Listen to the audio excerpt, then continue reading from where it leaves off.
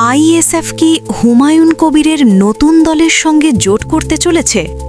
পশ্চিমবঙ্গের রাজনীতিতে আবারও একটি প্রশ্ন ঘুরপাক খাচ্ছে। এই প্রশ্নের উত্তর খুঁজতে গেলে আবেগ নয়, বাস্তব রাজনৈতিক প্রেক্ষাপট ও শক্তির হিসাব বোঝা জরুরি। হুমায়ুন কবির, যিনি দীর্ঘদিন একটি বড় রাজনৈতিক দলের সঙ্গে যুক্ত ছিলেন এবং সাসপেন্ড হবার পর হঠাৎ করেই নতুন দল গঠনের ঘোষণা করেছেন, তিনি নিজেকে একজন বিকল্প শক্তি হিসেবে তুলে ধরতে চাইছেন। কিন্তু পশ্চিমবঙ্গের রাজনীতিতে ইতিহাস বলে দেয়, ব্যক্তিগত ক্ষোভ বা বিদ্রোহ থেকে তৈরি দল খুব কম ক্ষেত্রেই দীর্ঘমেয়াদী রাজনৈতিক প্রভাব ফেলতে পেরেছে।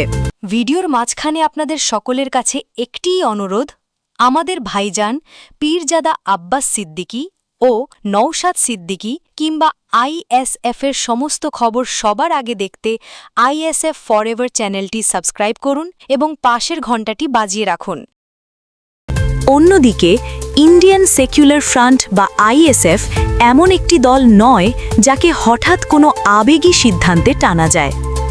আইএসএফ তৈরি হয়েছে আন্দোলনের ভেতর দিয়ে, মানুষের অধিকার আদায়ের লড়াইয়ের ভেতর দিয়ে। ভাঙড়ের মাটি থেকে বিধানসভা পর্যন্ত আইএসএফ নিজের রাজনৈতিক পরিচয় স্পষ্ট করেছে।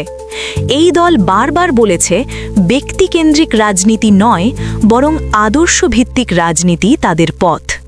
সংখ্যালঘু, দলিত, আদিবাসী ও বঞ্চিত মানুষের কণ্ঠস্বর হয়ে ওঠাই আইএসএফের মূল লক্ষ্য।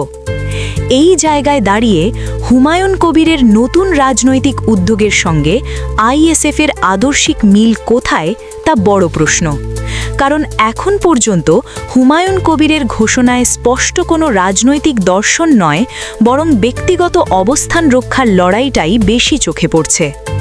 রাজনীতি কেবল ঘোষণা দিয়ে হয় না, রাজনীতি হয় সংগঠন দিয়ে, ভিত্তি দিয়ে এবং মানুষের ওপর আস্থা তৈরি করে। আইএসএফ সেই আস্থা ধীরে ধীরে তৈরি করেছে মাঠের লড়াইয়ের মাধ্যমে।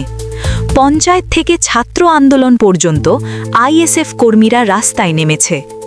এই দল বিজেপির সাম্প্রদায়িক রাজনীতি এবং তৃণমূল কংগ্রেসের শাসক সুলভ দমন নীতির বিরুদ্ধে স্পষ্ট অবস্থান নিয়েছে। এখানেই আইএসএফ অন্যদের থেকে আলাদা, কারণ তারা আপোষের রাজনীতি নয়, বরং প্রতিরোধের রাজনীতি করতে চায়। রাজনৈতিক মহলের একাংশ ইচ্ছাকৃতভাবে জল্পনা ছড়াচ্ছে যে আইএসএফ হয়তো নতুন কোনো শক্তির সঙ্গে জোট করে ভোট অঙ্কে নামবে। কিন্তু আইএসএফ নেতৃত্ব বারবার বুঝিয়ে দিয়েছে, শুধুমাত্র আসন সমীকরণ নয়, আদর্শের মিলই জোটের ভিত্তি। যেখানে আদর্শ নেই, সেখানে আইএসএফ কখনো রাজনৈতিক সুবিধার জন্য আপোষ করবে না। হুমায়ুন কবিরের দলের সঙ্গে জোটের প্রশ্নে তাই আইএসএফের অবস্থান অত্যন্ত সতর্ক। কারণ আইএসএফ জানে, পশ্চিমবঙ্গের সংখ্যালঘু ও বঞ্চিত মানুষ আর ভাঙা স্বপ্ন বা হঠাৎ নেতার আবির্ভাব চায় না। তারা চায় ধারাবাহিক লড়াই এবং নির্ভরযোগ্য নেতৃত্ব। এই মুহূর্তে আইএসএফ বেশি গুরুত্ব দিচ্ছে বাম ও গণতান্ত্রিক শক্তিগুলোর সঙ্গে বৃহত্তর ঐক্যের প্রশ্নে, যাতে রাজ্যে বিজেপি ও তৃণমূলের দ্বিমুখী রাজনীতির বিরুদ্ধে একটি শক্ত বিকল্প গড়ে তোলা যায়।